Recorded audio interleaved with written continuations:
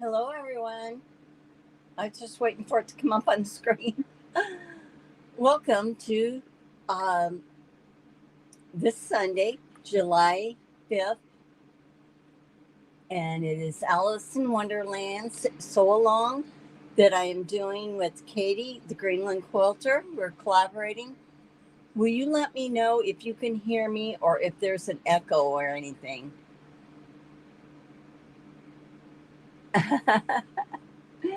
Yeah, Katy. Katie's back. Hopefully she's back. Hopefully our plane has landed today.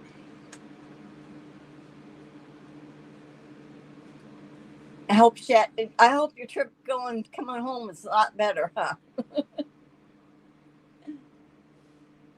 So hi Regina, how you doing? Vintage Style by Joe is in here. Melanie is in here. Katie has come in. Irish lady Linda has come in. Oh, Sherry, I came home with 4 quilted quilts. I can't wait to show them. Oh, I bet you they're beautiful, Katie. Whoop. Let me see. Gotta get back up here. It's got me. No, I've lost my chat. It figures. There you go. Let me see. I bet you they're nice. Did you have room in your suitcase when you came back? They had. It was a lot thinner, wasn't it? Taking them there than it was picking them up. Hi, Cindy. Welcome in.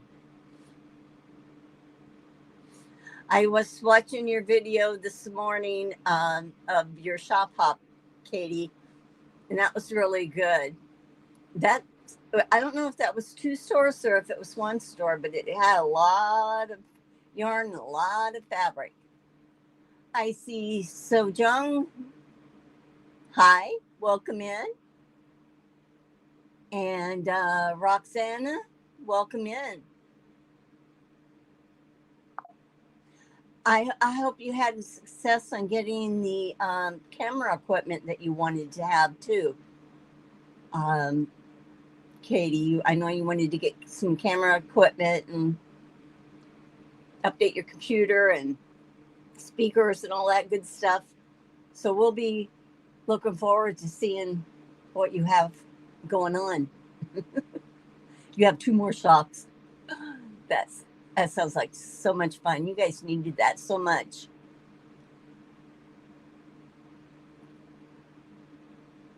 Aw.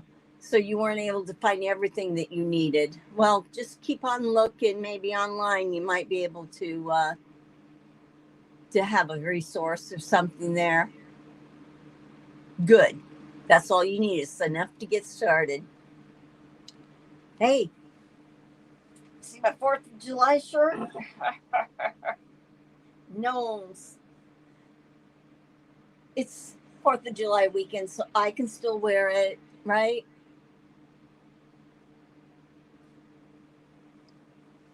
I think they're cute.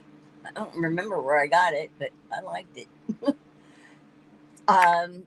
I just want to welcome everyone in. Glad that you're here. John's going to be monitoring the chat. Let me know when I get busy. There's John.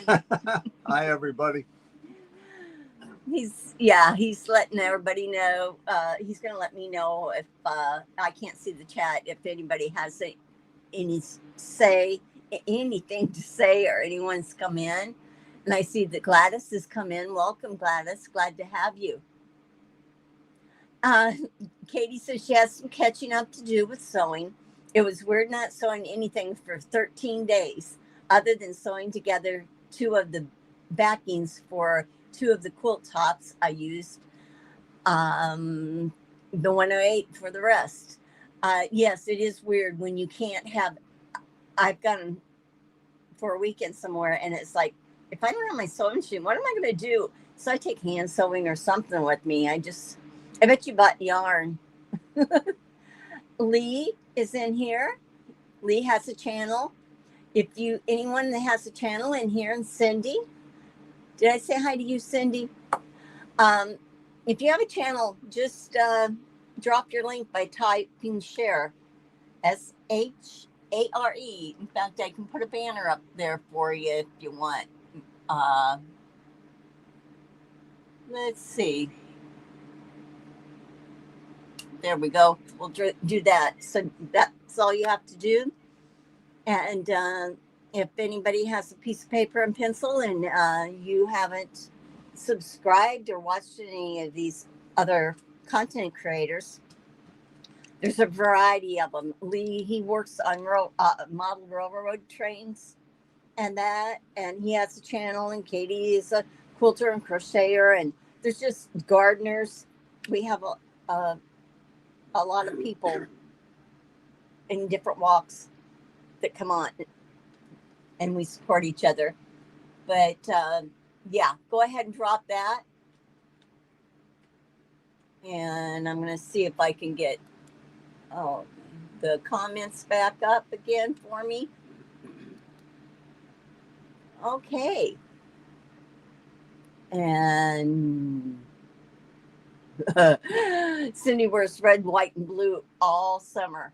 Well, I told you, that's why I said to John, I got to wear it. I didn't wear it yesterday. So Sheila's in here. Welcome in, Sheila. Okay. Too hot to camp. It is. So you're sewing. That's what we talked about, is when we had our RV, we talked about the last couple of days that we probably would have been inside the camper, the RV, with the air conditioning going because it's too hot. It's well over 100 degrees here. So Sheila, smart move. I figured if we really wanted to at night, we have a little campfire ring. We can go in there and at midnight. Too hot. Too hot. Too hot at midnight. Yeah, it's still too hot. So I just want to let you know that my setup, I changed just a little bit today. And I'm going to be moving it around. You will be seeing my other camera at times, and when I'm on this one, you may see my computer. But I wanted to give you the best view I could. I'm going to go over the fusible, the raw edge applique is what we do in this, for this book. It's on page 1, I think that's 146 and 147. And when you have a chance, go ahead and read through this, because it does give you good clues. Let me see. I am going to come off of that so you can see this. Okay.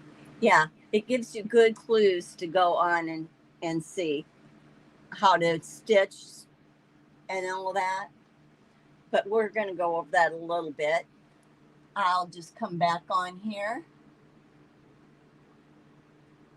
Okay. I think I got it at Goodwill. I think I got it secondhand, Zaza. And hey, Zaza, welcome in. Hi. I saw you this time, didn't I? Someone says hi, everybody, and Sherry, and I'm not sure who that was. It's John who said hi. Sherry and everyone. That is the inappropriate quilter. Oh, okay. Good. So with the raw edge applique, you guys, you can breathe. It's going to be fun. It's going to be easy. And I'll show you some tips, tricks, things like that. But one thing I have is I'm going to show you now. Well, I guess I should read about it a little bit. On page 196, it does give you some information about the raw edge applique. And so read through that. And it says it involves cutting the fabric being placed between the background and sewn down to secure. Now what we do is we're using a fusible. I'm using Steam Machine 2, the light, and it's fused on 2 sides. It has paper on 2 sides. So I would draw my design on one, and then I can peel the back off, and it's tacky, and I can put it to the back side of the paper, which we'll cover that. I have my templates ready to go. It says its recommended tools is double-sided fabric adhesive, craft glue stick, scrap fabric, cotton fabric, heat erasable pen. You can use phrase stop if you want to, but I think it kind of makes so that none of the edges would fray, but it's like using super glue on it. I don't like what it does to the edges. So that would be up to you guys. Hi, Mona. Welcome in. And John, you can interrupt me anytime you need to. You're getting compliments on your shirt. Oh, thank you. And let's see what else they said. To preparing the applique method, some of your patterns will have a mirror image, meaning we need to reverse it. So you would trace it off on one side, flip it over and trace it again, and that reverse is what you would use. But when we get to that block, I'll cover it again. I'll let you know. I just said that she's going to be seeing Alice Caroline at the end of the month. Ooh, you lucky girl. Yeah, you're going to go to Festival of Quilts. Yep, Festival of Quilts. Yep. I think John needs to take me there next year. Where's that England. Oh, or in Scotland. England. Let's go. England or Scotland. Birmingham, I think. I've been Birmingham. I've been there. Hi, Lisa. Thanks for joining in. Well, so anyhow, let me see. It says, yeah, it talks about that you, okay, I'm going to show you. I'm going to flip down here to this camera so you can see what I'm doing. I have now this is when you're going to have to let me know, John, because, Yep. Well, I guess I can see them. I'm keeping it. Okay, let me. You just do your thing. Okay. Let me make this bigger. Then I can see what you guys are seeing better. Okay. I have a light box. I have more than one light box. A lot of times I have one for my Cricut that I really like. It's small. And this is the smaller one of the Caterpillar Glow. And I also have the tempered glass that can be used on this. You can iron on the tempered glass, but you do have to be careful.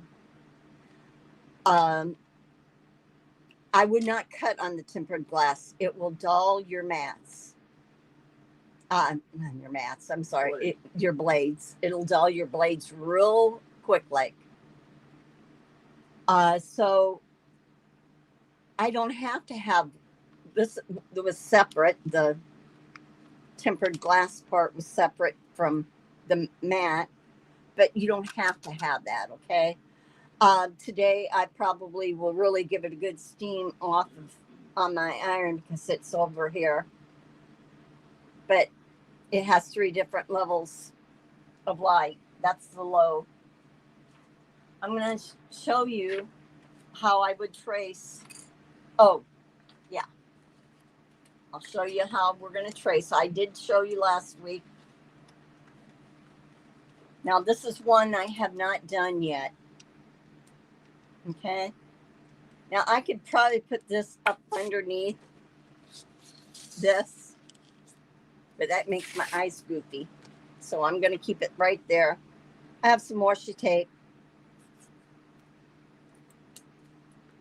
I'm just going to put a little bit right down there just to hold the pattern in place. This is the one for the rainbow. I hadn't done that, copied that off, so I thought I'd save it and do it. I like to use my, I'm going to bring that up a little bit. I don't know, you probably can't see it very well, can you? I'll keep it on a low light so I can see. I'm going to trace this off, and there's enough space in between that I can cut, that I can trace it off like they have it. And I just use a pencil. Oh, throwing my thread away. And you start tracing your design. You look on it here what it says. It'll tell you on your template to cut 1 or cut 2 or whatever, or if you need to reverse it. This is on, I'm doing block 85 as far as tracing it off. So I'm just, I know my hand's probably going to be in the way, but I'll start. So she really needs to get with you on this. We will. In fact, this week I thought that maybe I could. And Zaja mentioned that it didn't look weird under the glass. I didn't think so either. I think you didn't think so? Yeah. Okay. I know you can see both the lines. Yeah. Well, like with this here, this isn't perfect for. Well, let's try it under the glass. It's not perfect, but my scissor cut will be perfect.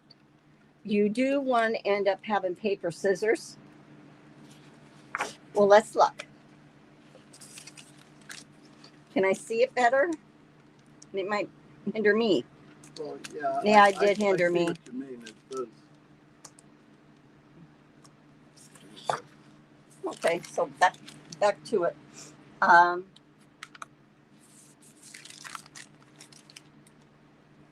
So I'm just going to do this. If you don't have a light box, if you have a clear container, you can put your, flip it upside down, put your phone flashlight on and shine it up. You can use a window. There's many different ways. And sometimes you can, it's bright enough you can see the pattern through it. Now my pattern isn't perfect as far as my drawing. But it will be in my cutting. And I can just move this, separate it out a little bit if I wanted to, so I had more room. Good. I gotta change that. I'm not doing too good.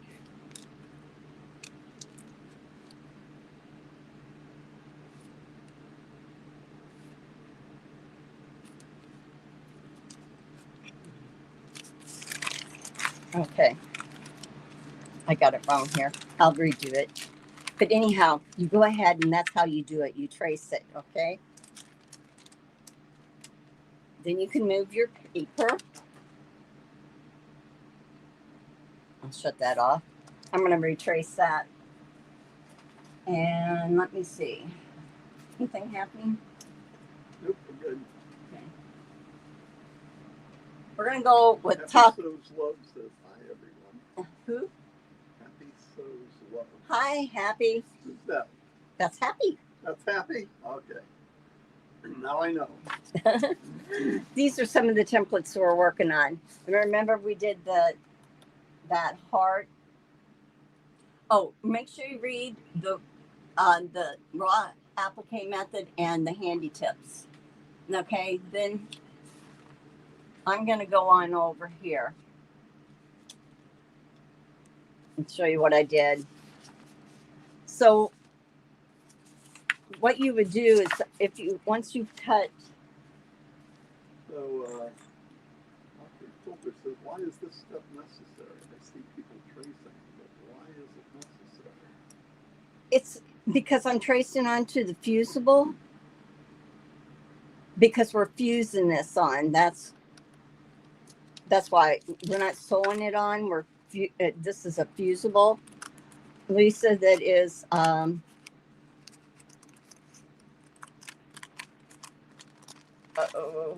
steam machine 2.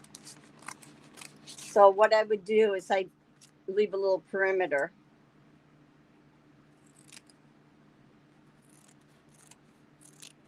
And I would cut my shapes out. Okay, so that's one of my shapes for the rainbow. Then I can go, do I have that fabric? No, I'll just use any fabric.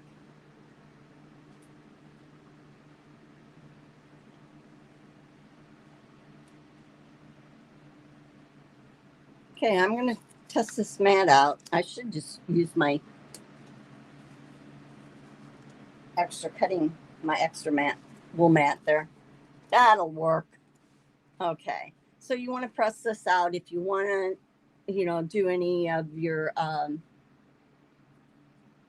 starching or anything before you can. It's a little different than if it's looks like needle turn. This is not needle turn. This is raw edge applique.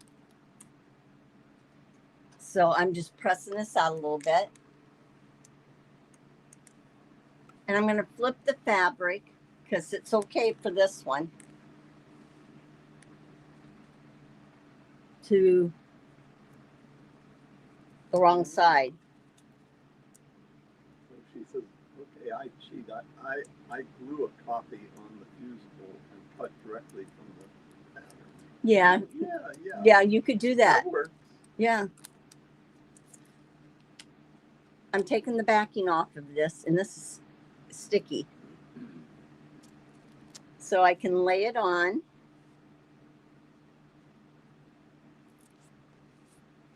And I don't have to even press it yet, especially if you're doing a lot of layers. You don't have to press it. But I'm not steaming it yet. With steam seam, to make it permanent, you steam it. Right now, I'm just putting it on the main thing. Now, when I lift this up, there'll be an adhesive. So I have scissors here that aren't my favorite fabric scissors, but I'm using it because I am still cutting through adhesive and I'm cutting through paper.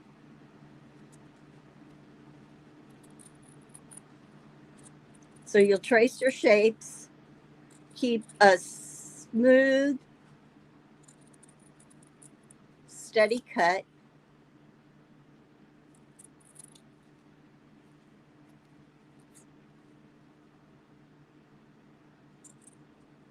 Yeah, this week I thought about going on Discord and having some sew time for anybody who wants to extra help on fusible or whatever. So I am now cutting out on my drawn line. Okay. This would have been one of my pieces. Okay. But I'm not going to do that yet. And then what I would do is you want to make sure that you have squares cut of your background that's 6.5 by 6.5. Okay. You need those cut. And make sure you have a pair of scissors that you can designate that can be fabric / go through this adhesive that you're not going to wear out your other one. Now, what I would do, we're gonna do it on another one, but you can peel this off. Let me get a pen. One of the tricks is the backing. You can just score it lightly with a pen and then do this. Now that's tacky, but see, it's pretty flexible. I'm going to see if I can find a piece of fabric to put it on, just so you can see. So now let's say that this is my square, my background square, but it's not. I'm just showing you. I would place this where I wanted it, okay? Where it needed to be. Now you have to make sure that you allow for your 1/4 inches and all that. But then if I wanted to, when it's all said and done, I press and I can hit it with the steam. Okay, that makes it permanent. I just wanted to show you how that works, but we will actually work on one.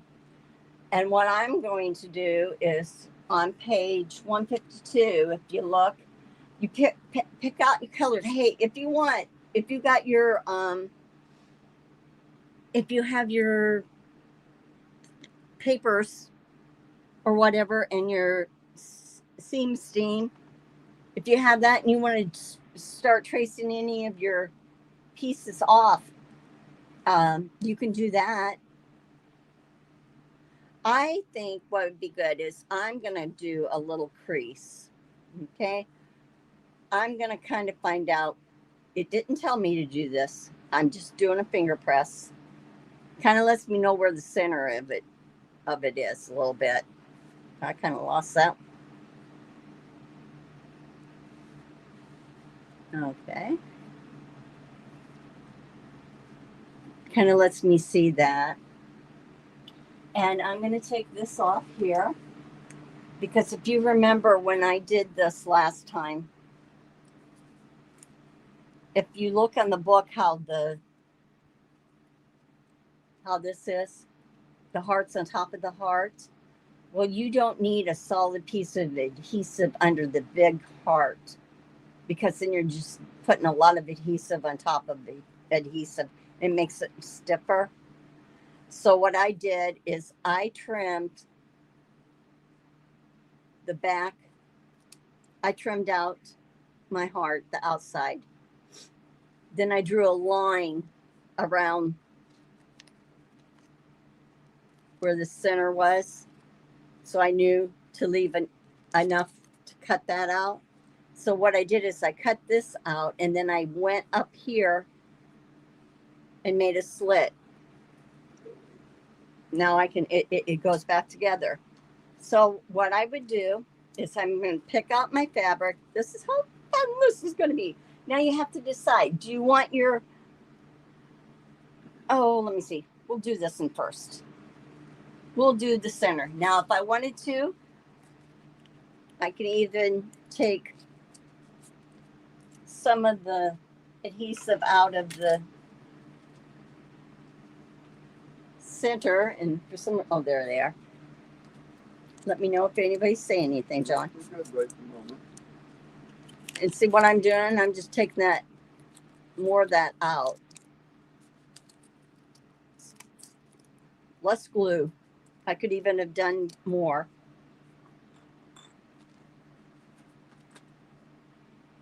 So here is my center fabric. I'm going to flip it over this way.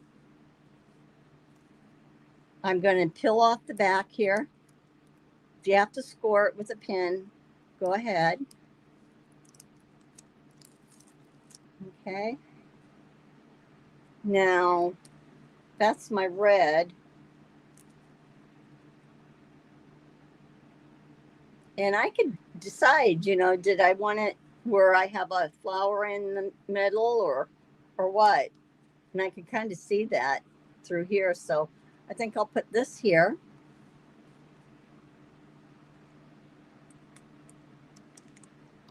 And I'm just pressing.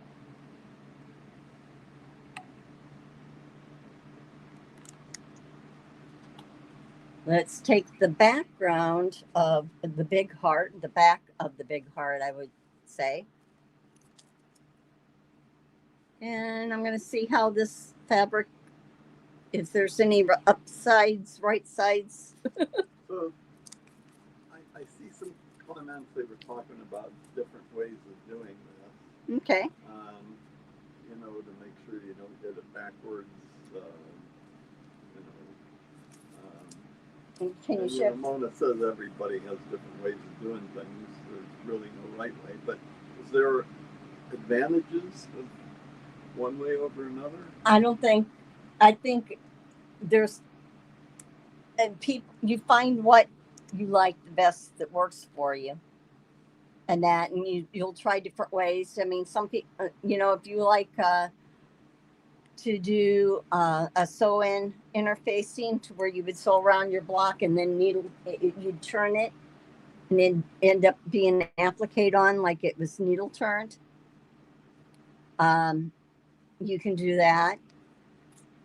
So what I'm going to do is I'm not going to cut the inside of this fabric out, but I am cutting around here. I'll leave that fabric there. Again, I don't have to, but I'm going to.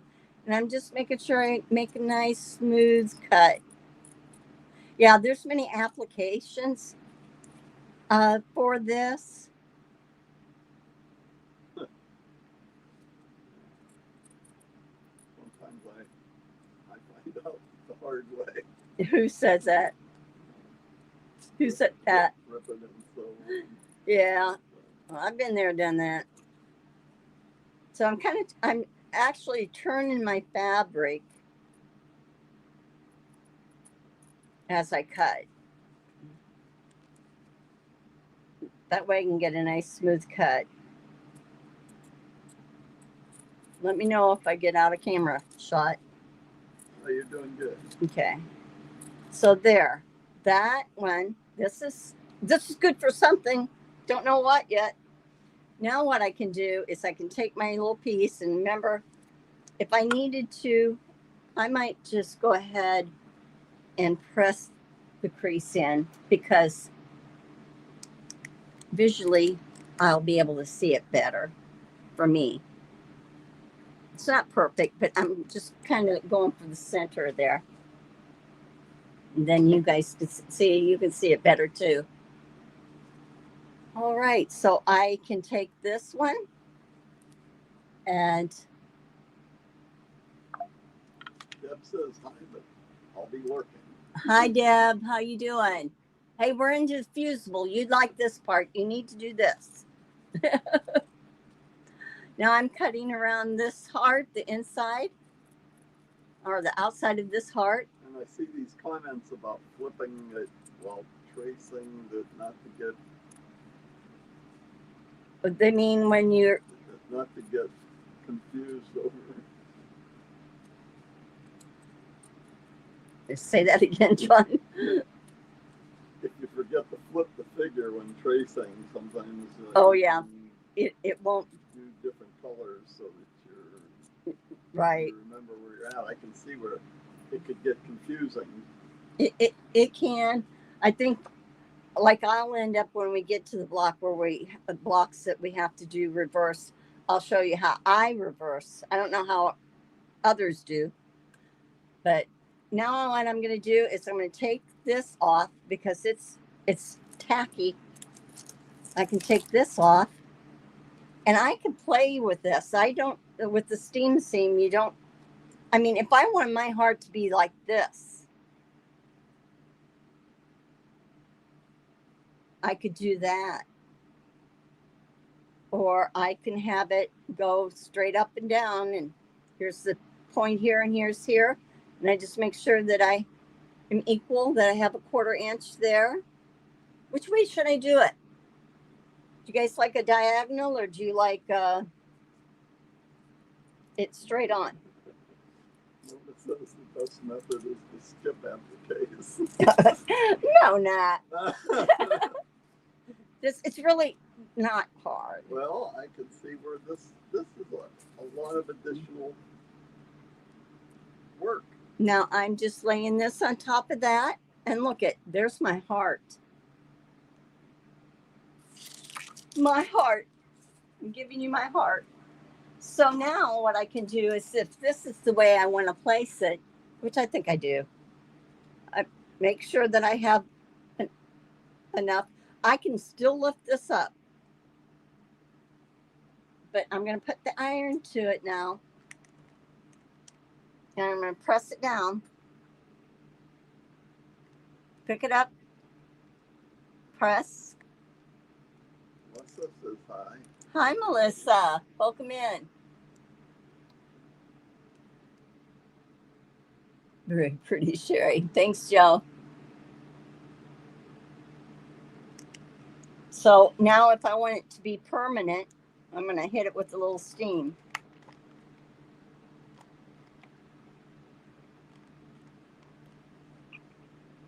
And I can flip it over this side and do it because it also helps activate.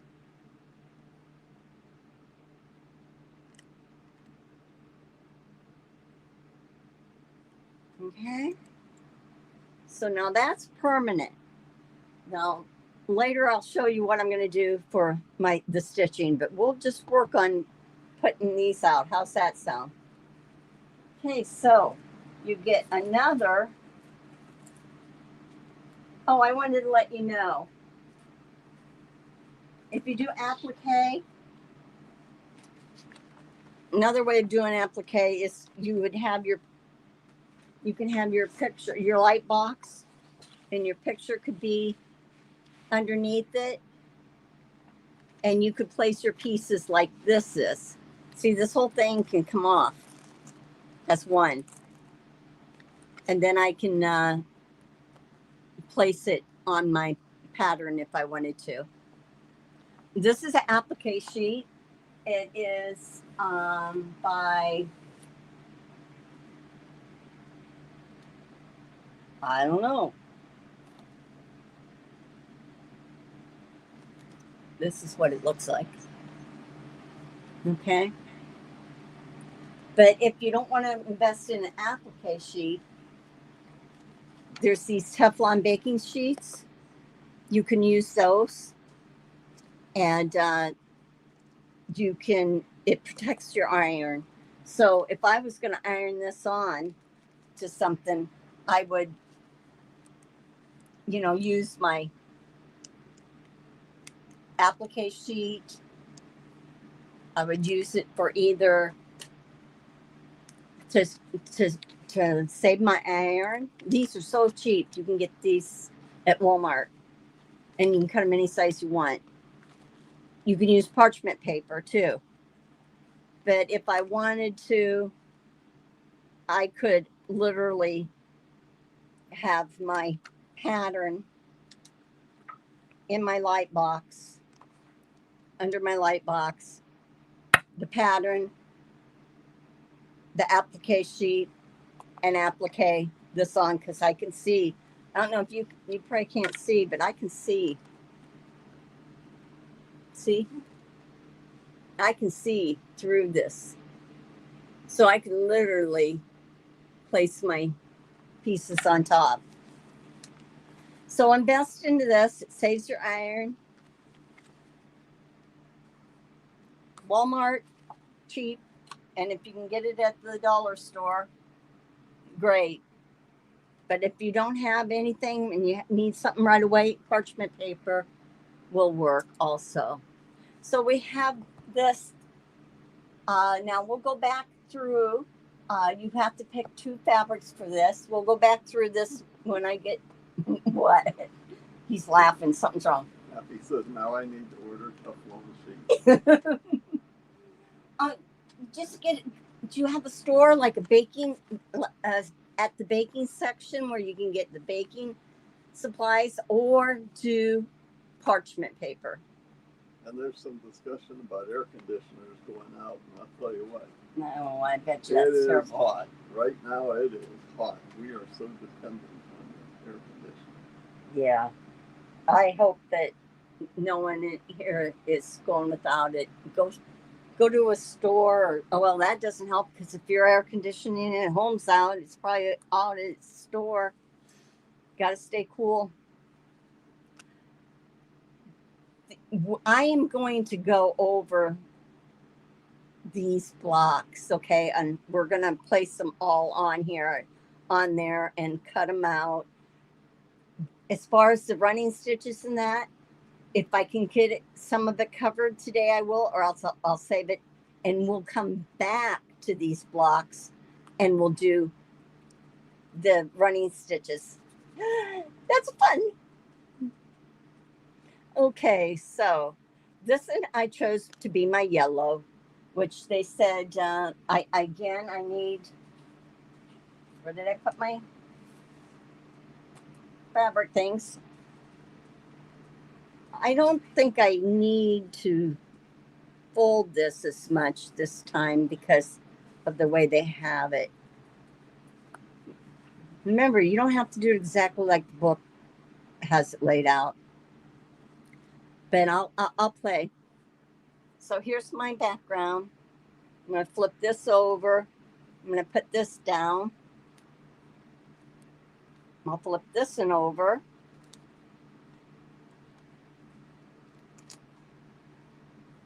And this one. No, I do need to take the backing off, and if I can't, I'll use a pin again to score. Make sure that this is the backing. Make sure that you have the sticky. Sometimes it'll release the adhesive to the other side. So Deb got her Teflon sheets from Amazon. Okay, Deb. That's probably faster than going to Walmart. I know it is, and it's cheaper than the applique sheet that I have. But you know, they didn't have all that when I first started out a long time ago, years ago. So I'm placing my purple on.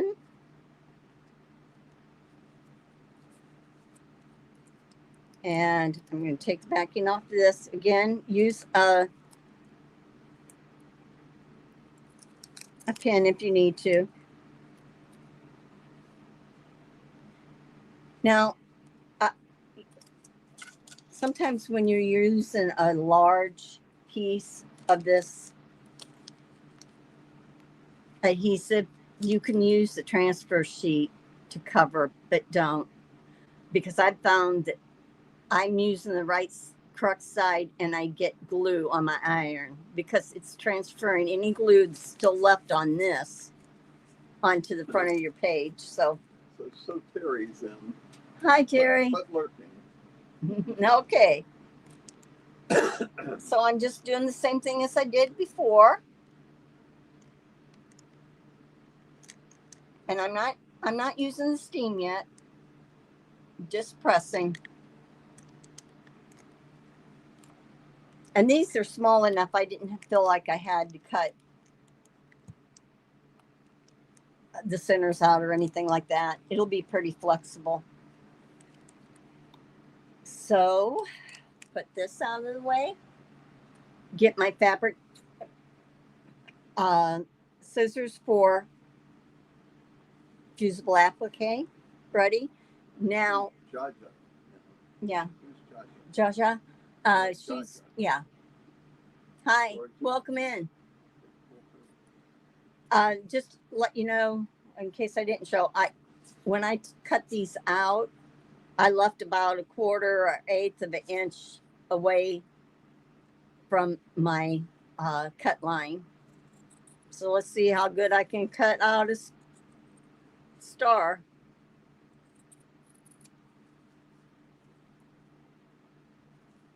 If you have a large piece that you're using fabric,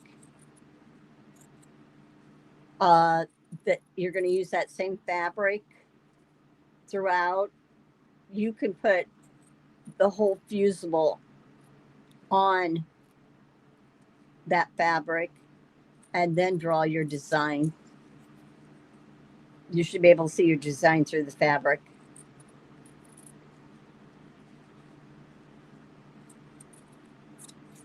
But we're doing little bits.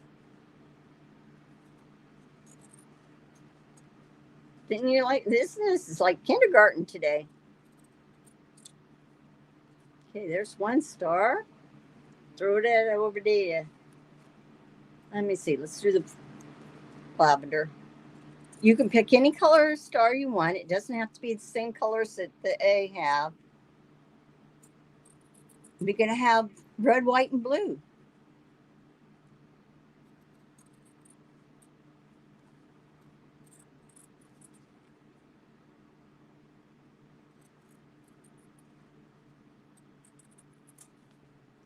Okay. So I'm just going to continue to cut this. I am going to show you today the stitches, some stitches that you can use and how to practice that, okay? I guess I shouldn't keep on saying okay. Let me move this.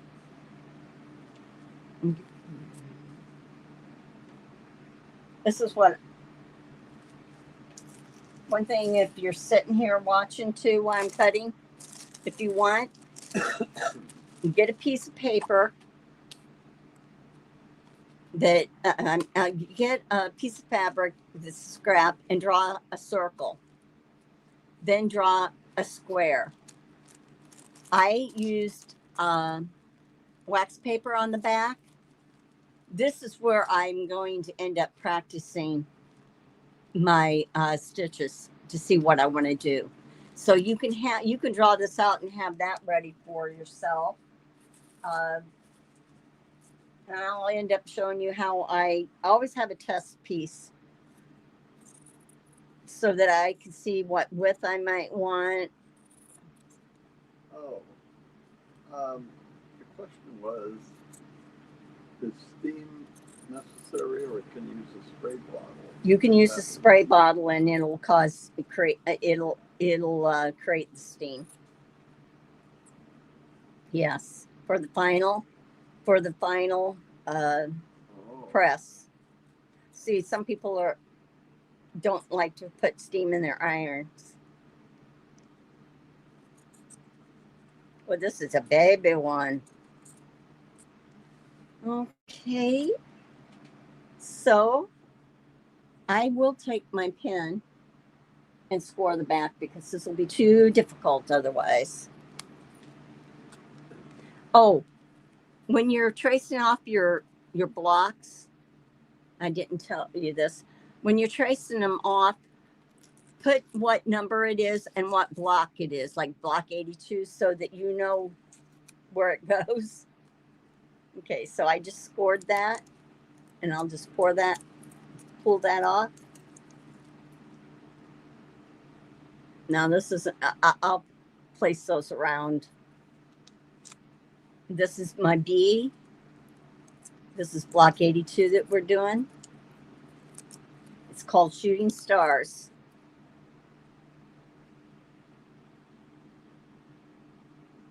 I'll look at it and. Sheila says you were talking about using spray bottle or steam in the iron, and Sheila says I dampen a pressing cloth and place it over my area. Yes. And that's what we used to do in the old days, to press your clothes, you know. That's good. That's probably a better alternative, Sheila. And it's protecting your iron too. And for sure, if you have well water or something like that, putting water in a steam iron is not good. No. So I'm going to look here and see, how do I want this to be placed? Always make sure that you're aware of your seam allowances. I don't know if this is, let's see, what do I want to do?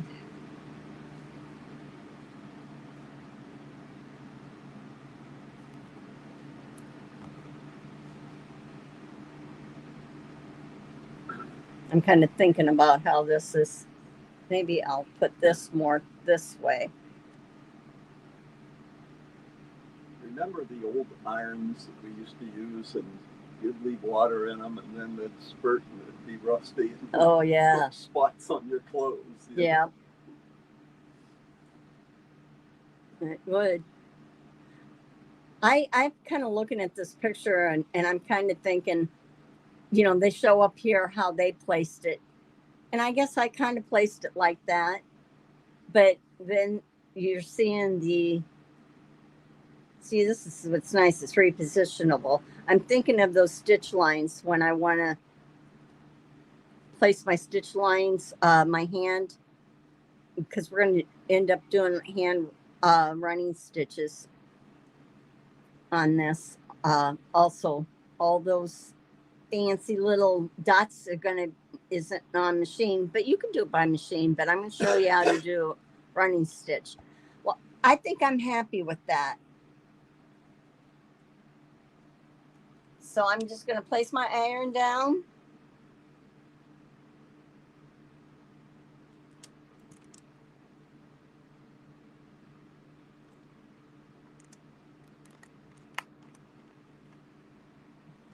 Let me see.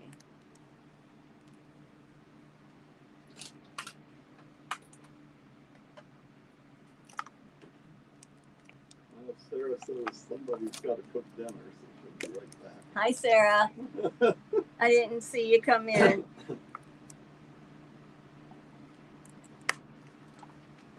Okay. Let that. Now, Sarah's been in. Sarah's what? Sarah? Yeah. She's been in. Oh, okay. Yeah. I didn't know that. I didn't see her. Oh, yeah. I think you said hi. Oh, okay. Way back a while. But anyway. Can't keep up with myself. She says she's got to go cook dinner. Okay, cook us something good.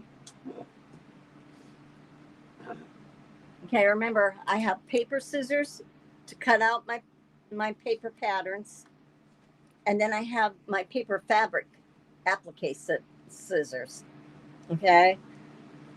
So we're going to go on over. I'm just continuing to show you the fusible at this point. You can see how I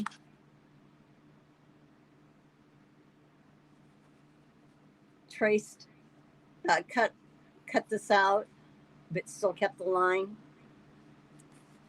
This one doesn't have to be reversed, but you can see I put it that it's appliqué block 83. It's called the monster leaf. And I will take the backing off this one. And I'll place it down.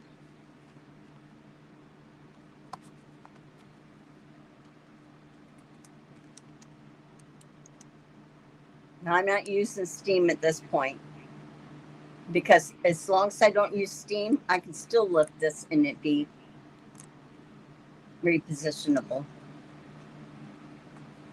Okay. That's a little hot.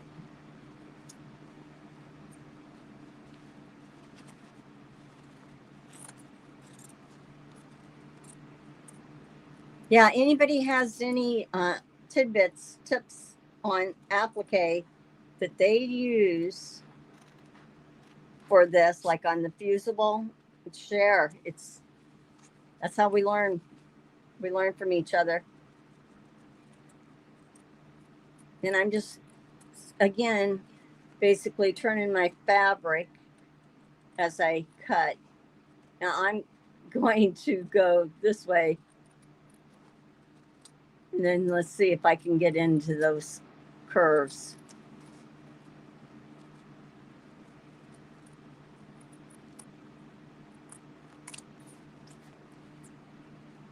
Just let me know what they're saying. Just for the moment. Okay.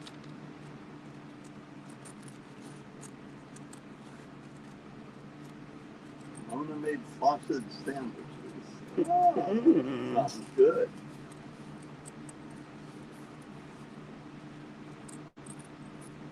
Hi, Mona.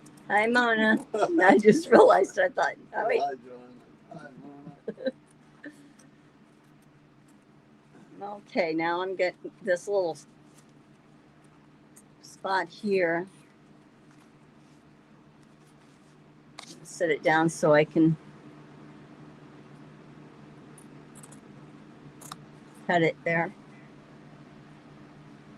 All right, now I'll just cut out this inside here and cut it. You could do more of an organic shape, meaning if you weren't exactly what this insides was traced, it's okay. You could, leaves aren't perfect. So, Mona says Haley is ordering from Mocha House. Oh, wait, where's Mona live? Portland. Oh. Remember? We met. Oh, that's We met right. her. Oh, Mocha House sounds good. Oh, it sure does. They have good food there too.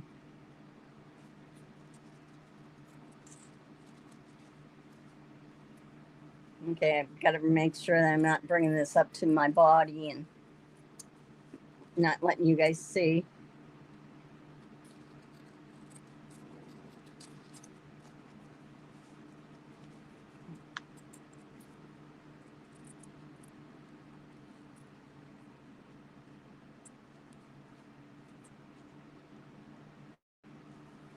Oh, hot mocha. I know it's hot, but boy, would it be nice. They made good shakes there too, and their pastries are unbelievable.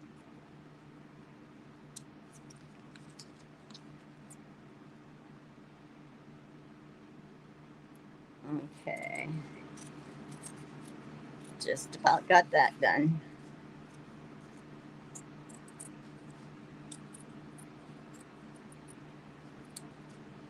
So Zaza says I've been ripping after last night's fiasco. So, what's she ripping?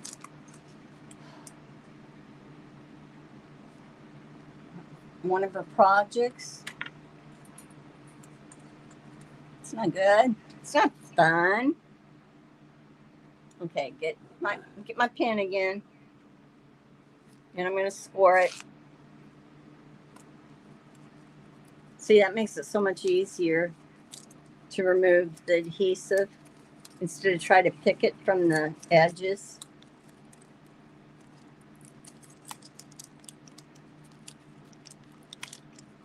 I didn't get my background fabric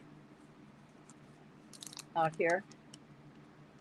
Try not to let this stick to each other because it will. What did I do with my background? There's the background. So I didn't have quite the same color as they did.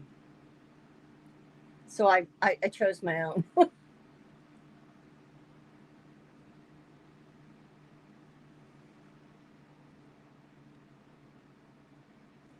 Now, okay, I'm pretty happy with that. Now, when you're doing around a lot of shapes like this, there's a lot of different stitches you can do when you're doing your machine applique on. With this and me, I'd either zigzag it or I would do a straight stitch, blanket stitch going all around and keep on moving and turning. It just might be a little bit more than I want to do. But you can also do your hand stitching. You don't have to do machine stitching.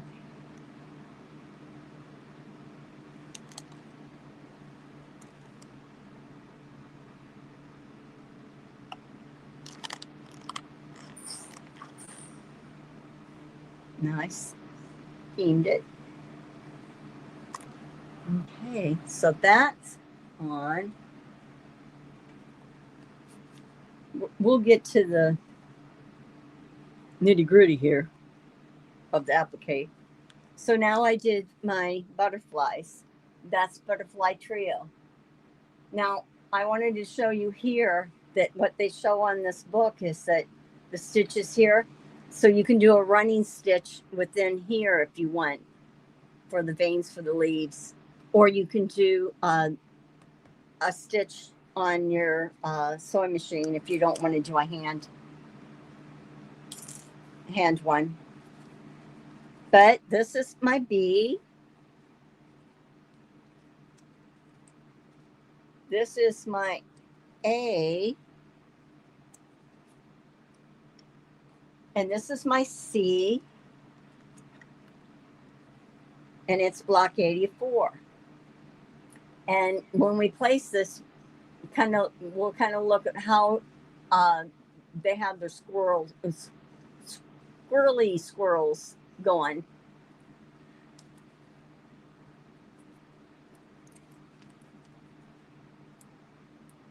Next week, I'll show you the reverse applique.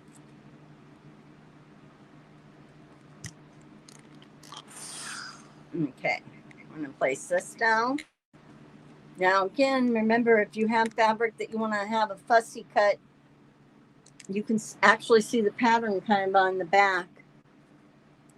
So you can do that.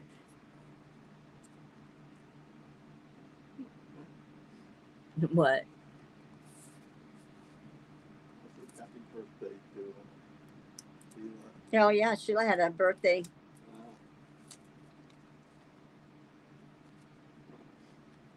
I told him Sherry's got a major birthday next week. Oh, thank you.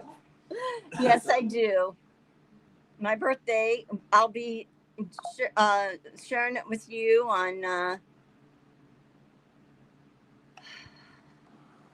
by working on this. The 12th is my birthday. Yeah, you're going to be doing this on your birthday. Yeah.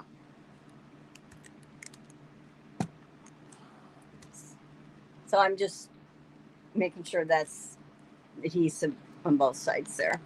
Move this out of the way. Let these cool off a second.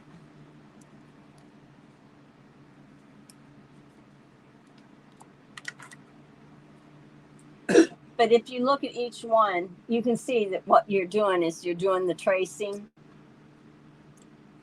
And when you trace it out of, cut it out of the paper, you trace it away from the fabric cut line.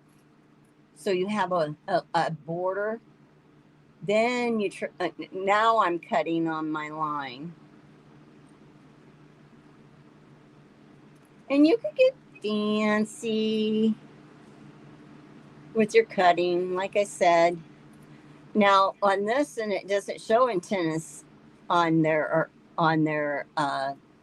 butterflies, but you could really put those on by doing like a running stitch and then a French knot at the end.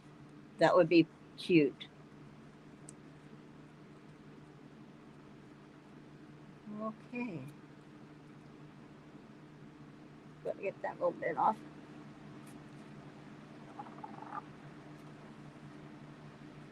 Bring my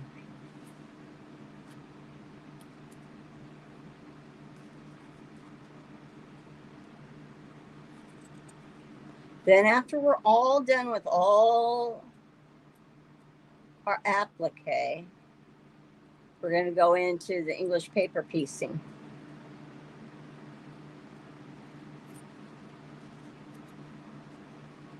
Which I know there's some very experienced English paper piecers out there.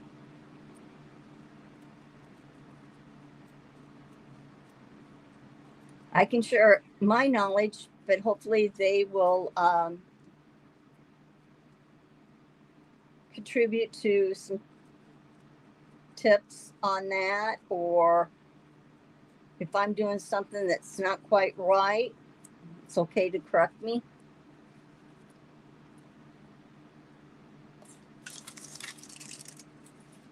Okay, now this is my next one.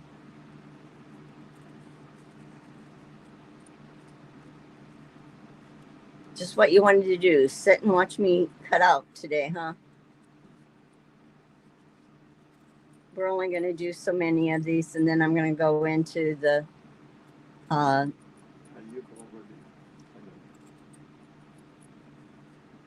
I wanted to get so many blocks done that you can go ahead and go do as many as you want up to the reversible, unless you feel comfortable with doing the reversible image on your own.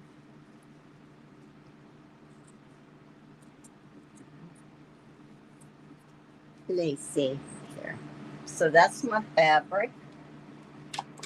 Okay, so let's see. How do I want to place this? You're doing awesome, Sherry. Oh, thanks, Joe. Joe does a lot of fusible. She's inspiration. Sheila says it's been so hot in my house I can't sew upstairs. Oh, no. I might have to bring it down and sit in front of a fan. Well, actually, we're sitting in front of fans right now. Yeah, we have a fan going. This sewing room is the last place that the air conditioner vents go to, and it gets stuffy in here. Mona says I cut like a 2-year-old. Hey, that's why we have the applique, the stitching to cover up. Then you need safety scissors. Yeah. Yeah. You better have safety scissors. Now, remember, if you're not doing this sew along, these techniques can be applied to other fusible applique. But like I said, there's other forms of applique, needle turn, and all that. That's fun, but let's see. Is that where I want that? Yeah, I think so. Very colorful fabric.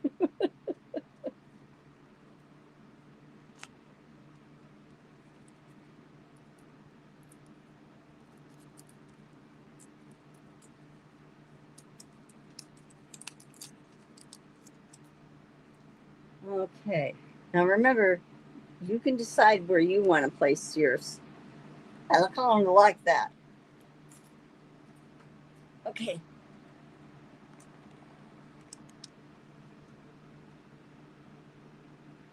Now follow the instructions on your adhesive that you use. Now heat and bond light, I believe, is permanent. It doesn't have to have applique, but the applique kind of,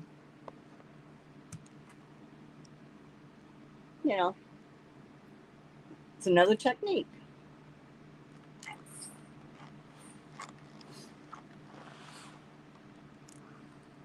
Okay, there's my butterflies.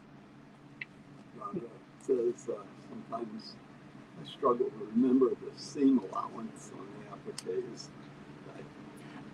Yes. That would be difficult. Yeah, you got to remember your quarter inch in that. Yeah.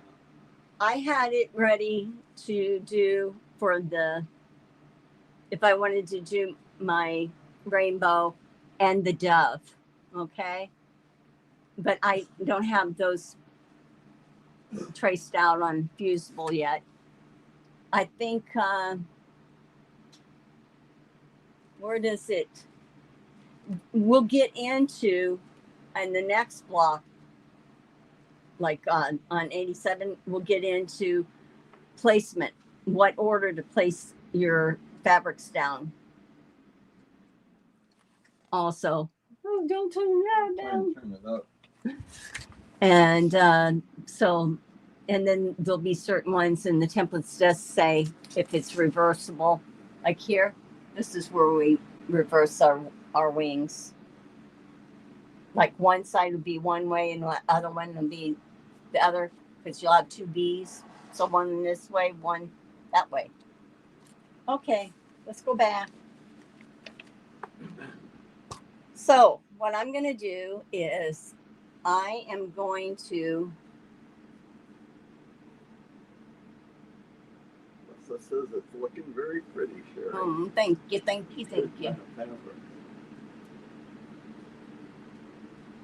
Okay, there you go. I am moving. And I see Rita. Hi, Rita. I hope that air conditioning's working good for you now. She and her husband got very sick. And they live in Arizona. No air conditioner. Okay, just put my pins away. What I'm doing is I am moving things around. so that I can bring my sewing machine up here.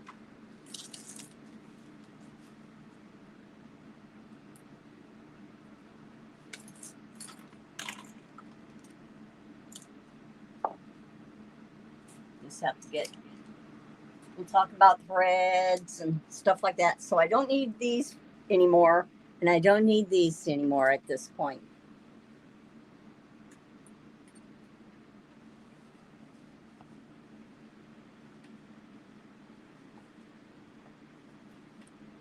Okay, I'm going to give my light box to John,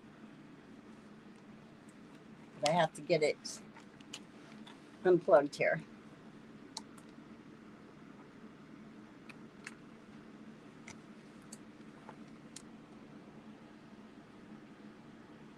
Okay.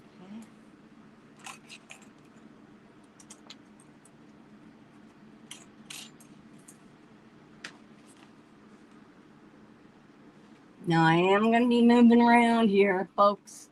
Let's see. I'll let you see this picture again.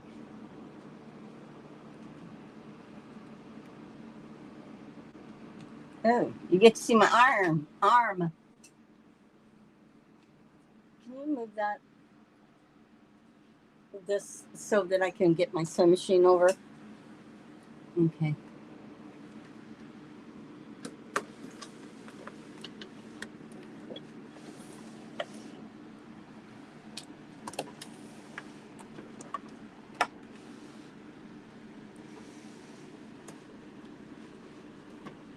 All right. I think we're good there. Are we good? Yep. I'm going to close this for the moment.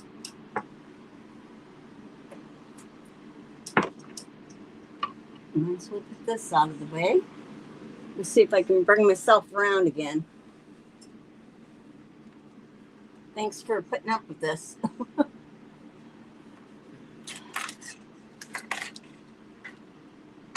Okay, let's talk applique. Remember to cut your 6.5 inch strips. What did I do with the paper? Oh, it's got to find my little test thing.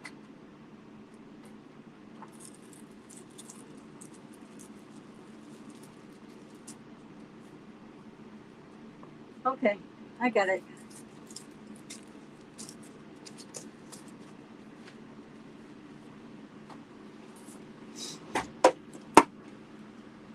Applique.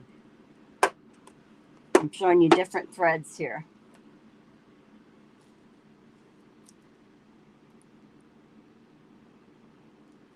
Okay. You can applique with embroidery thread if you want to get a sheen or to get different colors. You can choose different threads, color threads that if you want to match your blocks, so that you would either, blend, like if I wanted to do red on this one, I could, because it has red in it. Or maybe I just use my Orfill thread. I think that is a 50 weight, 60 weight Orfill. Okay. And then I like to use a bobbin weight thread in my bobbin if I am going to use like white thread. But if you're going to use your color, you may want to have the same color in your bobbin, because it could show a little bit through. But you could, if you were using this would be fine to use bobbin weight thread. Now, another thing, if you want to do it, but you don't want it to show, this is like even when you're doing a sewing interfacing and then you're turning it, This is a very good quality.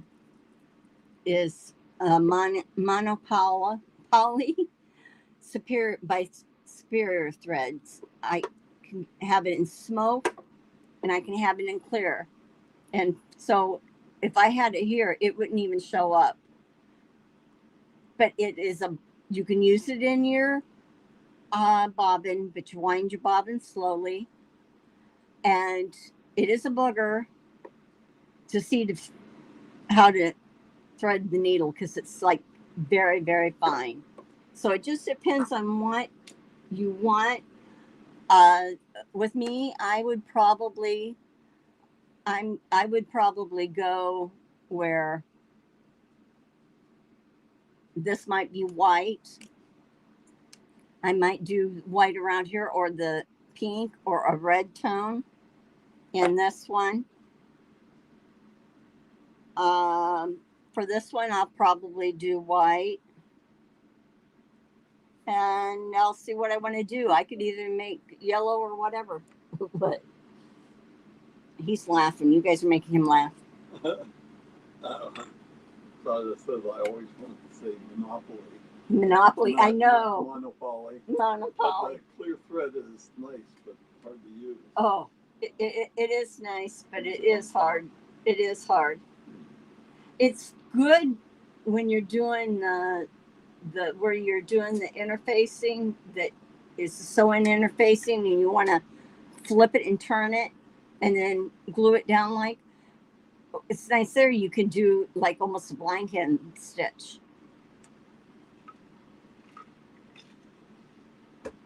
Okay, so I'll just tell you, like, this is why I said to have your threads.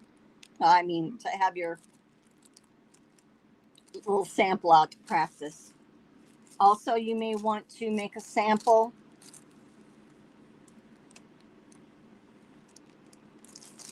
and draw some lines on it. Okay, this is before. You want to be careful. This is kind of like channeling. So I might have to make that stitch a little bit bigger. But I did put the paper behind it. Okay, Money says, I like using black thread on the raw edge. I think it makes the shape pop. Well, that's a That good. makes sense. Oh, today I'm going to use blue. So, yeah, that's a good idea. Yeah, go darker. Yeah, because if you go real light, it's just going to look like this, just like it's undone. So what I did is I did a few lines, okay? This way I can practice what buttonhole stitch I may want, if I want to do a zigzag, if I want to do a straight stitch. And what I end up doing is on my machine, I look at what the width is, what it is the buttonhole, and I write down the width and the length that I've chose. And I can turn this a little bit. Let me see. I want to ask about stabilizer. Yes, you can use a stabilizer on the back like a tearaway. I just, that would probably work better. I put wax paper on this today. But you will want to put that in the backing of these. See, this is my stitches. I know you guys are going like, ugh. But it's number 2 I picked, and I can change the length and the width that I want. Yes, I have tearaway stabilizer over there. And the reason why is it keeps the thread from channeling. It like will make a channel if you don't have anything under it, but you can rip it away. So this is going to be my practice ones. I'm going to show you real quick another thing, and then we're getting into the applique. This is a red thread I'm using, and if I wanted to do a running stitch, okay? I want you to be able to see. Oh, it's a good view. Okay. I lay this thread on top of this needle. and put my thumb on top of it. Then I wrap this maybe 4 times and I pull it down. Whoop, let me try that again.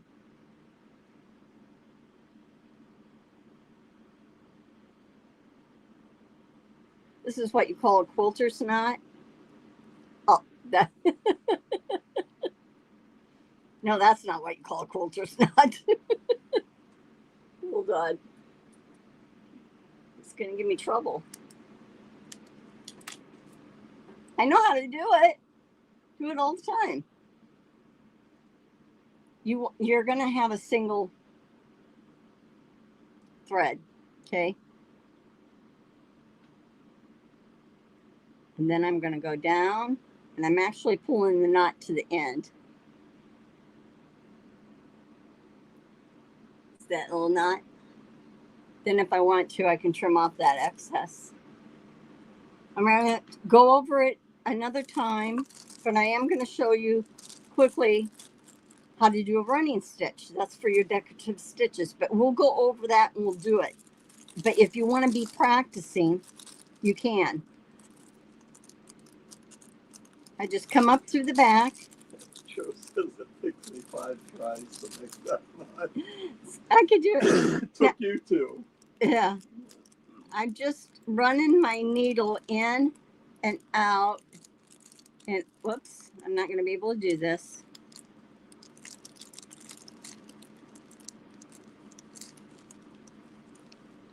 And you want it about the same distance. If they're bigger stitches, that's okay. I don't know if you can see that very well.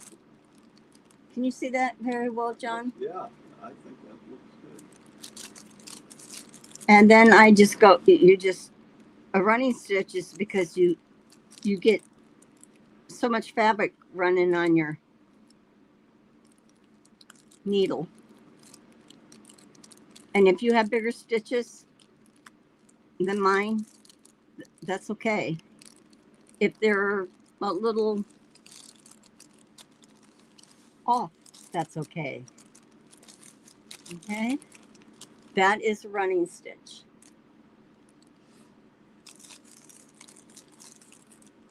I learned something today.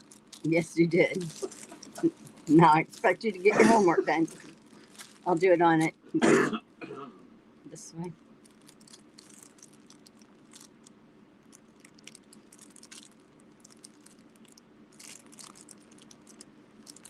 And I'm kind of, it's like quilting. It's a quilting stitch, actually. Okay. Then I can just pull this. And what I would do, so you can see it a little bit better.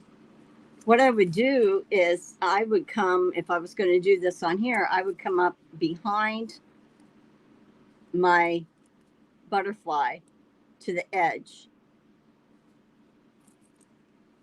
and go where I wanted to go. If I want to tie it off, I'm going to go down. Now, more than likely, I won't have my paper on the back, but you would grab the little bit behind your applique and you just put your needle in. When you get a loop, you put your needle through that loop and you tie it off, and then you can knot it off. Okay. But I will go over this. We'll do this together with when we're ready to do that. But if you want to practice, I thought that's something that you can practice on if you want. It's homework. No, it's not homework. But see, I keep the fabric to try different stitches out and things like that. You're moving along with those. Katie, the Greenland quilter. Yeah. Let me see. Okay, so what do we want to do now? I put blue thread in. I have blue thread in up here. I have blue thread in the bobbin. I'm going to put these aside because I'm not going to work on the applique of these today because I want you, I'll do it probably on my own. No, I want you to be able to practice in that. So I maybe I will do one. So if you want, and you're trying to figure out what stitches you want for the, you go over to your machine. If you have only a straight stitch, then maybe you just do the straight stitch machine. If you want to do a zigzag, you do the zigzag. Now, I have the buttonhole, and a lot of on in your machine, you have to use your manual. Could be mirror image, and that where you want the line over to the right here. Katie and Happy are both way behind. I wonder how many others are way behind. I went into my, that's okay. That's not a problem. So I got a zigzag up here, and this is my default for my machine.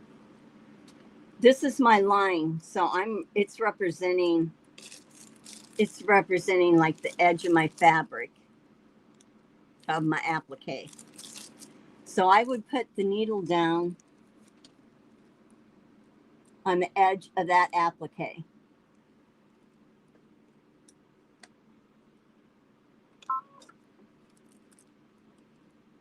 Now I'm testing. This is my test strip. So I'm testing to see, okay, how you go slow. You just go slow. I probably should be over a little bit on that line more. Okay.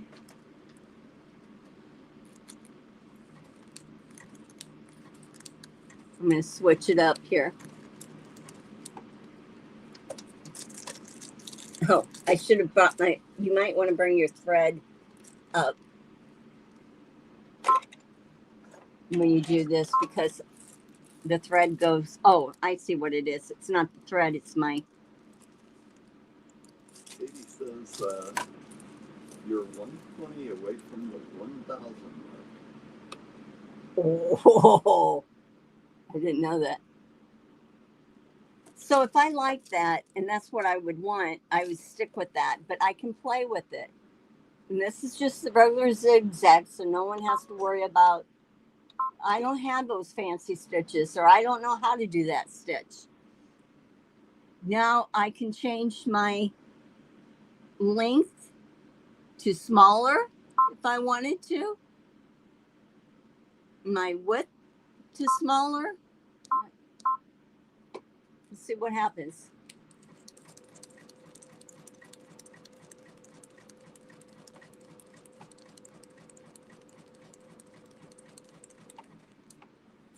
Okay, that's following on that line better. Okay, now I probably go smaller. You can go increments at a time.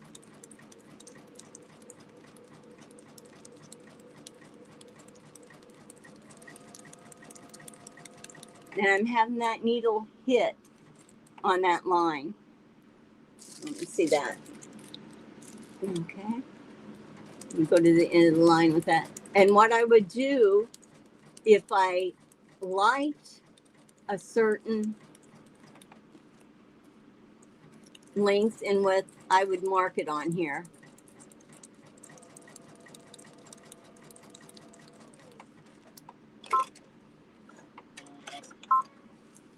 So see, this is nice.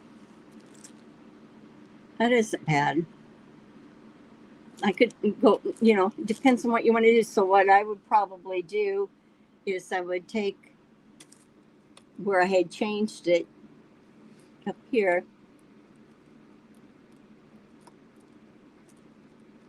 And I'm going to mark my width.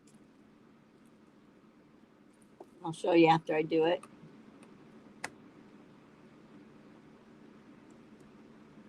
Was 2.5 and my length is 1.4. And I can put an arrow.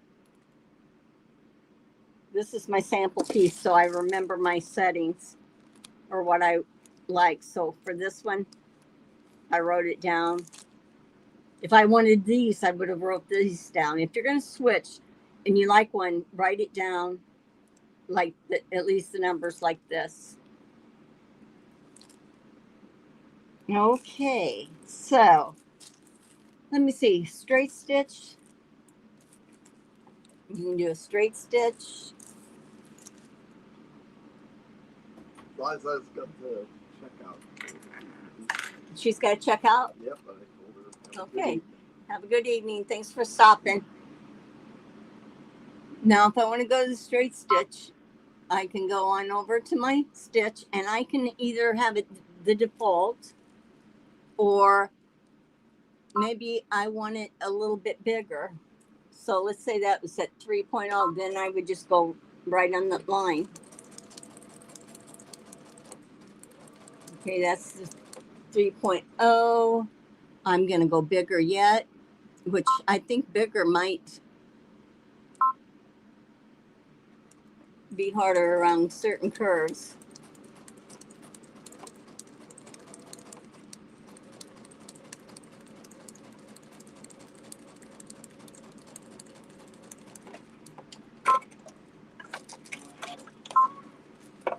Okay. You see my line, you can't see real well because I have a line there, but this is the smaller stitch. This is a little looser. So you just practice, maybe you can see more, practice on yours and see what you like. I'm going to go back over to the blanket stitch. And what I'm going to do, which I think you should do, I'm going to get my thread here in a second.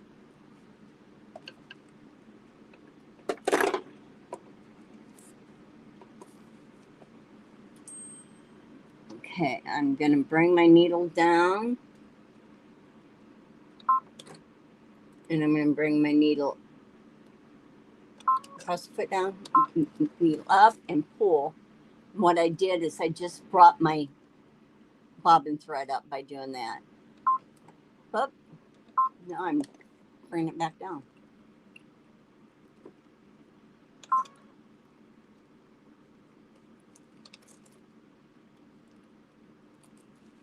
Okay, and by having that bobbin thread and the top thread up, it keeps it from nesting or getting caught into the stitch. So you just hang on to that till you get it lined back up again. If I can get it lined back up. Okay. And then you start and you can let go. You stay on that line. This is the default size.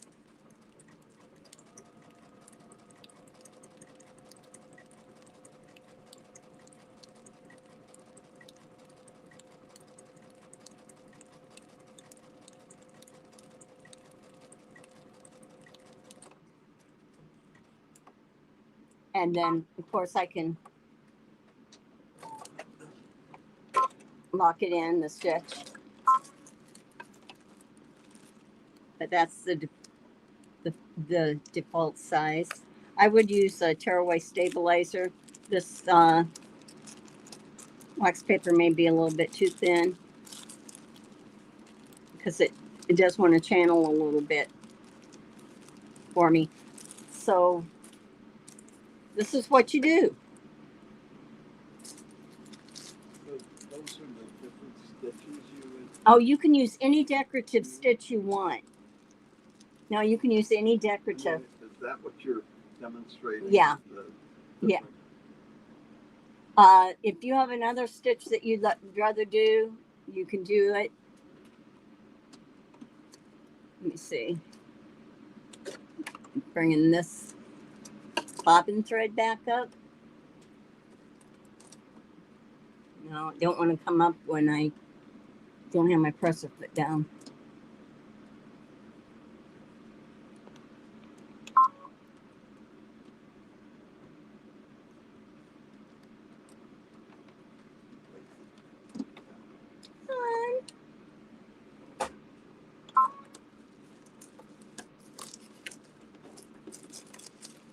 I must have got it tangled here. Well, we'll just get that remedied.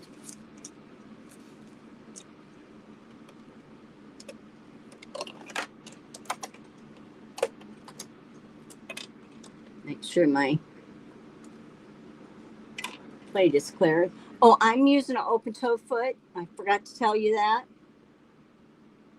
They come in clear or metal, whatever your machine has, but the open toe lets you zigzag and lets you see what you're stitching. Okay, so we're going to start here. I'm not going to worry about bringing my thread up this time. And I'm going to do a blanket stitch. Start at the edge. You can count how many. Just 1, 2, 1, 2, 3. Yeah. And the thing is when you're doing it over a curve or inside something, you will go slower.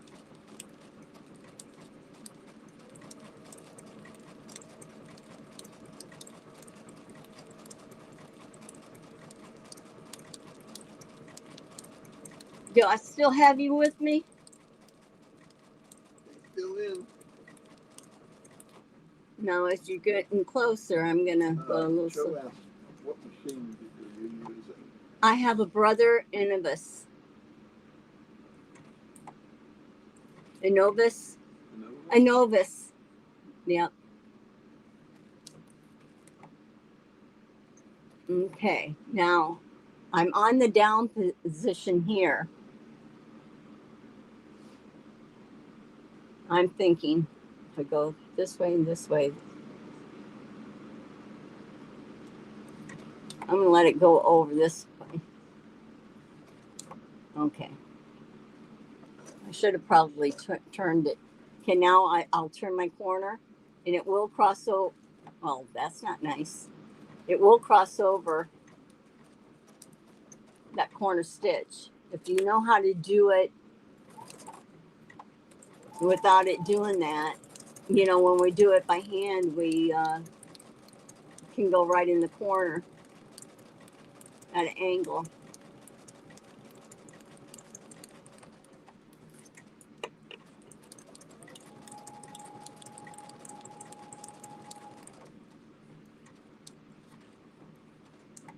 Okay, that's Sarah. So I'm gonna see if, oh, it wants to go backwards. You gotta know when to move it. So if you're not perfect, you can move your needle up, line it back up where you want it.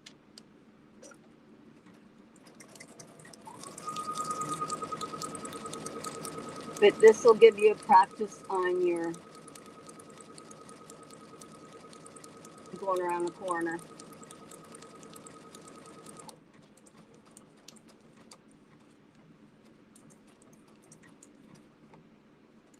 Now let's see if I did it right this time. Yeah.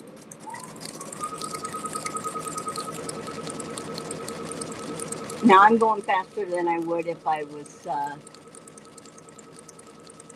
an applique down. Now I get at the end. You either want to lock your stitch in or reverse stitch. Okay. So that's it. Now see that? Oh, you know why this got close together here? because my pin was in the way. So if you have a pin, make sure it's out of the way, because what it did is it caused a drag there. I'm only going to do part of the circle.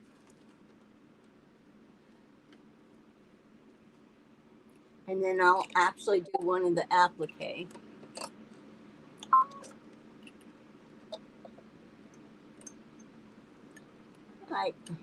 My thread is coming up short. That's why I'm using these tweezers.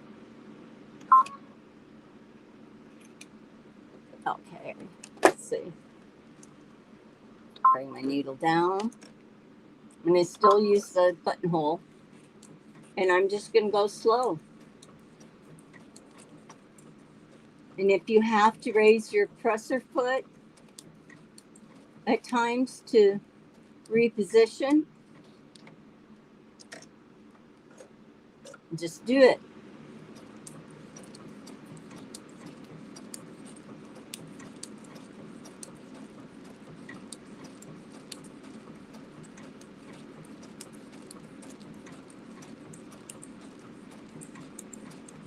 But you guys can practice this. You don't have to actually do your applique. Go right into your applique when you feel comfortable with what stitch length and what stitch you want. And you can use different decorative stitches or a straight stitch.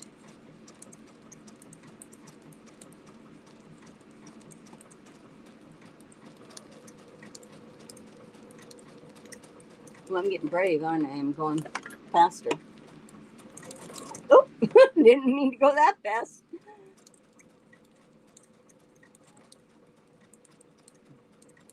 But as I'm doing this, I'm getting more relaxed with this shape. So that's a good thing. And I'm actually turning my hand. Melanie had said she thought it was a game changer when she could do a circle with one finger. And actually, it's my hand that is turning this circle.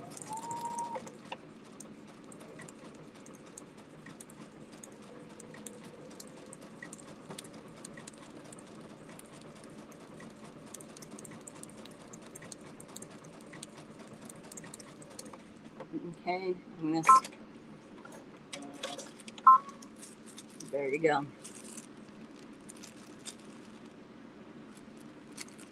There you go, folks. Okay.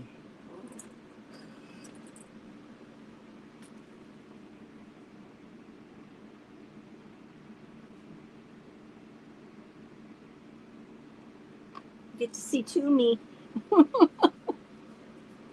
for a second. Why? Okay, all quiet right at the moment. You're all quiet? You're all thinking, no, actually that worked out better by letting my hand make the movement. I'm just rethreading my thread. What one should I do? I need to do one that I just need a color. A white, a red. This one I think I would do either zigzag or straight stitch. Probably straight stitch because there's too many ins and outs, concaves and convexes. Yeah. So let's try the red thread. Well, maybe we should just let them choose. Yeah. You want to choose? Ask them. What thread should I use on my heart? Should I use the red, white, pink,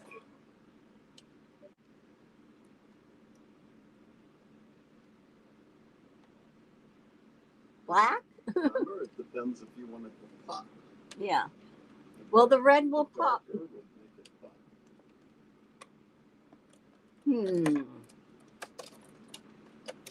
I'm changing my bob into a bobbin weight thread.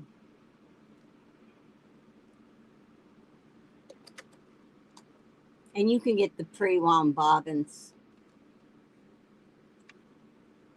Superior also, or anywhere. Luna says red. Red. That's what I'm going to do. I'm going to do red. Okay. Do I dare do the center for the inside? What do I dare? I'll do the inside of this one. It's either, oops. Oh, yeah. More pink. More pink. Pink on this and red on that. Oh, that's interesting. I'm getting up. I'm getting some different stabilizer.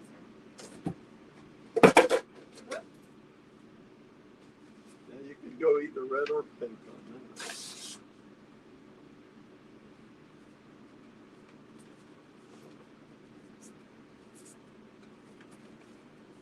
Okay, I am using a tearaway here, stabilizer, because I want it to turn out good. We'll see how this works beyond the other.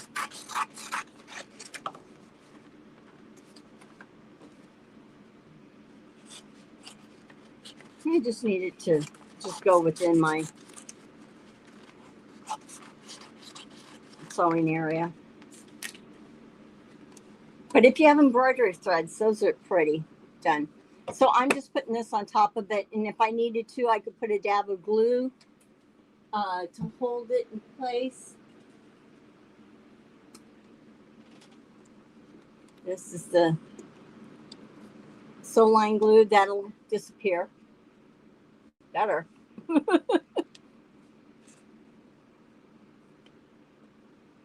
Or you can use pins, but you can see what happened with the pins. This is washable glue. Okay, I'm on the red, so let's do the outside, because I might switch to pink on the, or white on the inside. Okay, I'm putting this right down here. Okay, I'm going to come up this way so you can see again.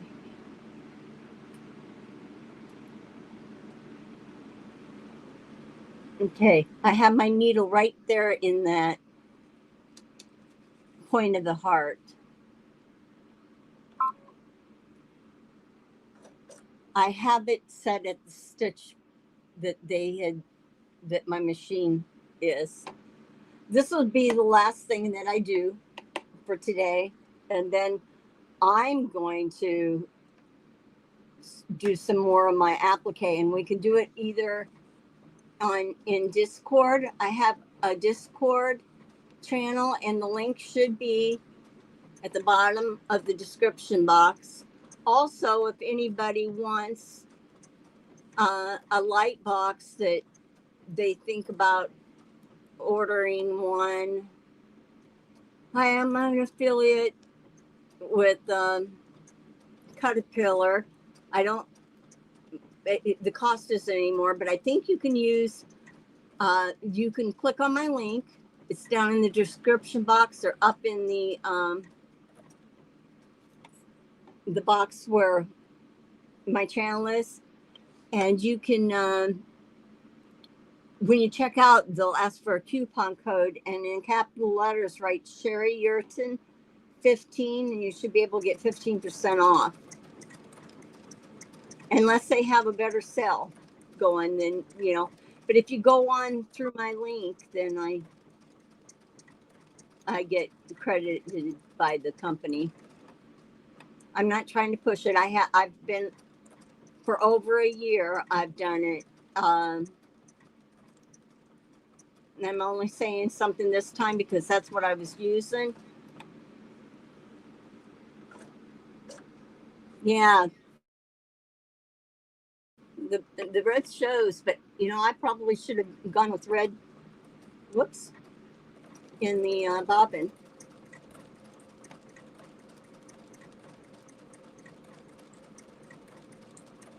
You're right. Black would make it pop.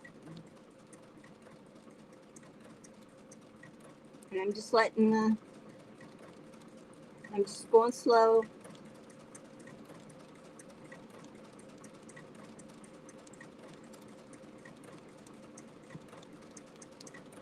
And when I'm done, all I have to do is tear the stabilizer off the back.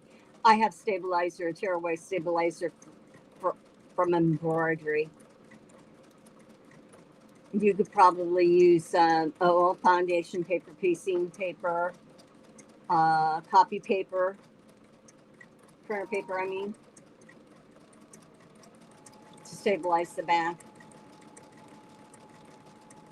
I'm getting brave now. I'm on a straight here. But now I'm going to have to slow down because I want to make sure that I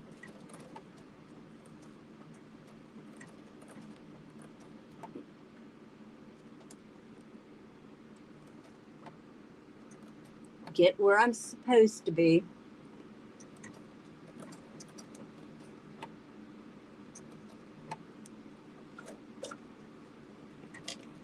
So far pretty.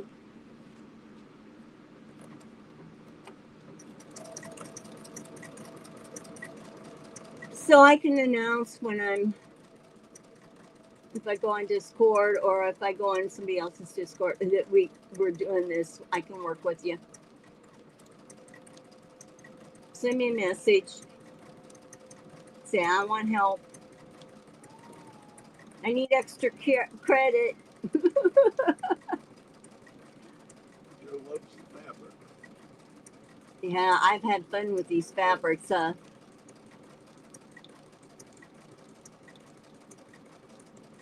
Some's like the 1930s from Lori Holt, I think. Okay, so I'm getting around the curve, so I'm going to go a little slower again.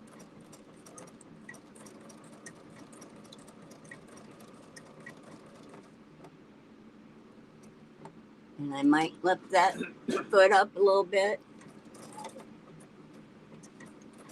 How am I doing, Joe? Am I doing you proud?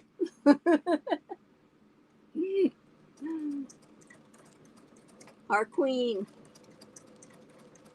Now everybody's going to be doing this. Yes. Yeah.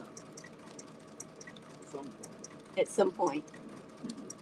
And that's why I'm showing them so that if they want to practice, they can practice.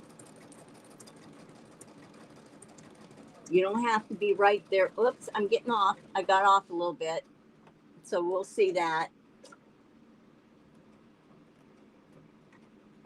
Now I'm going to lock in my stitch.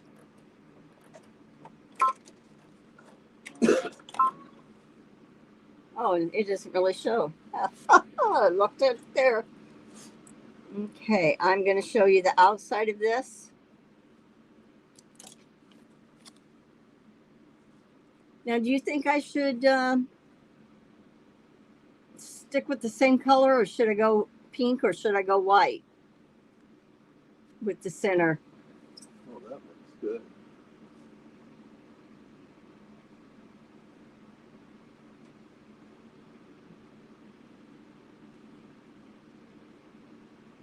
Let me know what you want me to do. I would go pink. You go pink. I think what I'll do is when I am appliquing these, I'm going to go on Discord and be on and be doing it. That way you can see my mess. Pink. Do I have pink available right here, right next to me?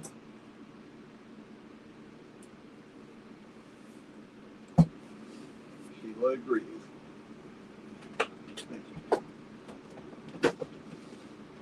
Okay. My embroidery thread's coming out.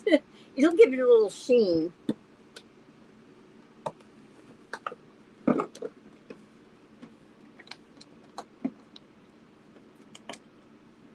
Yeah, I'll do the rest. Do these on Discord. Okay, we could go. Let's see. Let me get pink. It's already open. I can go this pink.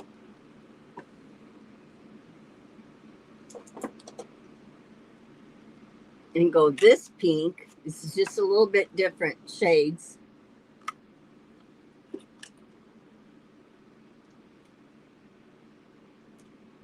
Yeah, that's the purple.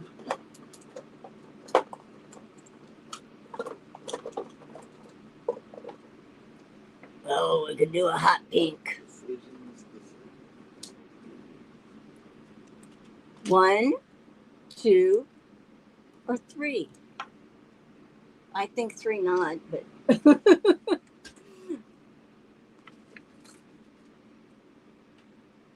Second pick. this one? The second. This one. Okay. That's the one I'm going to go with. Yep. What's nice is, okay. Now I got this special tape that goes around it that keeps the thread from getting all loose. I just got to find out where it begins and where it ends.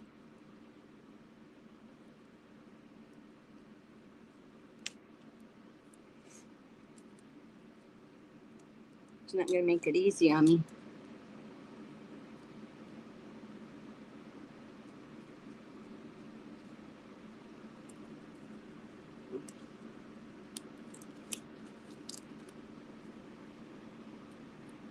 Okay. Now with embroidery thread, if you have a machine, if you're embroidering, you don't go through your first, I guess it doesn't matter, this part up here. I'm going to go ahead because I'm doing something different.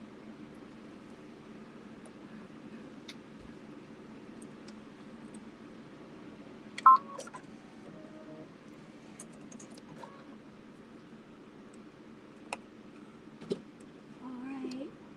Oh, this wants to start from.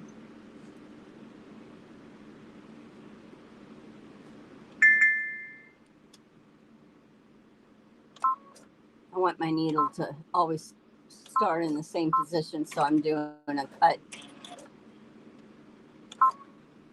thread so it'll, hopefully it goes where I want it to. Okay. Why do I feel that something's, let me see.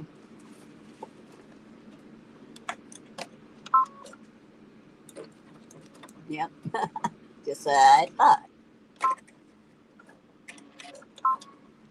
Because you want the needle to be over to your right. Okay, I'm going to start at the point.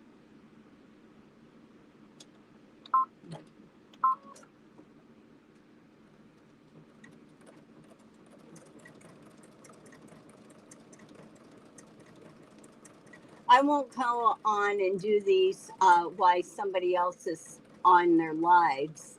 I'll pick a time in between and go in and do it. So if anybody sees me on there, or else I'll put a notice out. I'm going to be doing the embroidery on the butterflies or on the leaf.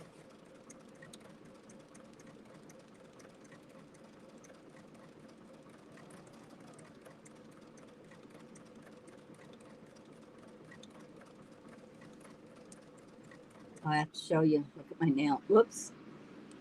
Look, you can't see them. My nails, I got them done. She did a flower.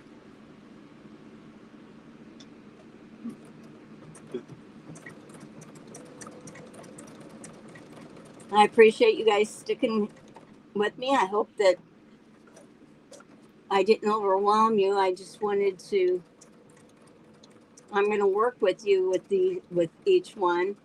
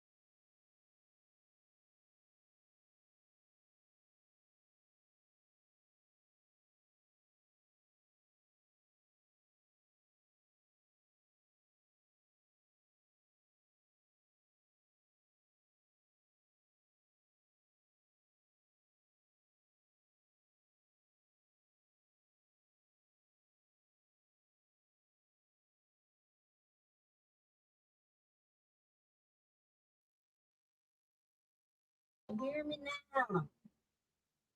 Huh?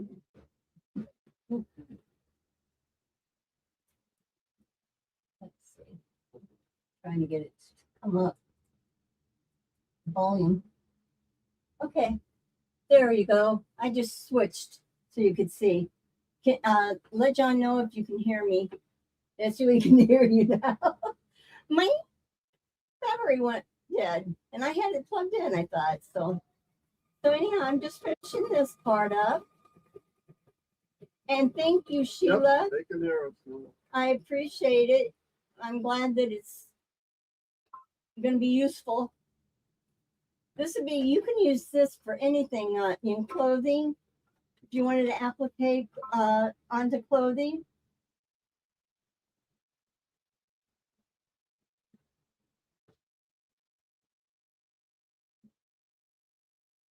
Isn't that pretty? Oh, you can see my nails too. See where she did it? A shout out to Diana at Top Coat Nail Salon. She's the one that does my nails. So I'll put this back up here. Okay, so I'll be on this week on Discord, and I will, like I said, I'll make an announcement so you can see. And I'll try to go on daily, different times, just so that if anybody needs it, just reach out to me, okay? I took my glasses off. I can't see the black. Thank you. Oh, now I can take this. This is my tearaway. And you want to, you know, make sure that you're not pulling on your stitches. They have different weight tearaway. This is probably medium weight. You can get this from Amazon also. And then I will just score the back of this so I can get it started, and I can start ripping it apart there.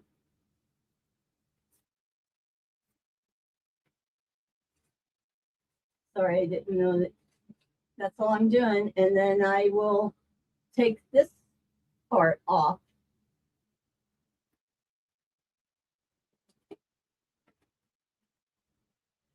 So we'll see you next Sunday. And we'll see you on your birthday. Yeah. Did John tell you how old I was going to be? Do you know how old dirt is? So yeah, I turned 70. It's my 70th birthday. Oh, and I'll tell you a story if I can remember. John, remind me next week to tell them the story of my birth. Oh yeah, that would be good. So anyway, I'm just ripping this part. Mona, Rippet should be pretty good at doing this then. Okay, I'm not too worried about all the little fibers because they'll come off. Or I can, you know, pick them off, but I'll show you the back so far.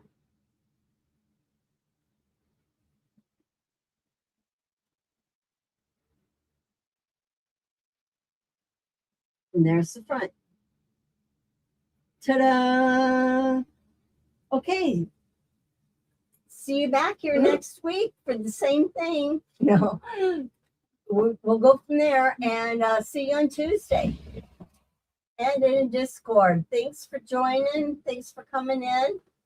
I appreciate it.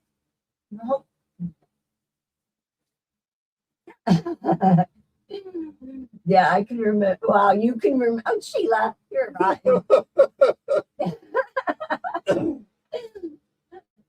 Yeah, I still can remember it, unfortunately, I guess. So, okay, have a good day, everyone. Bye.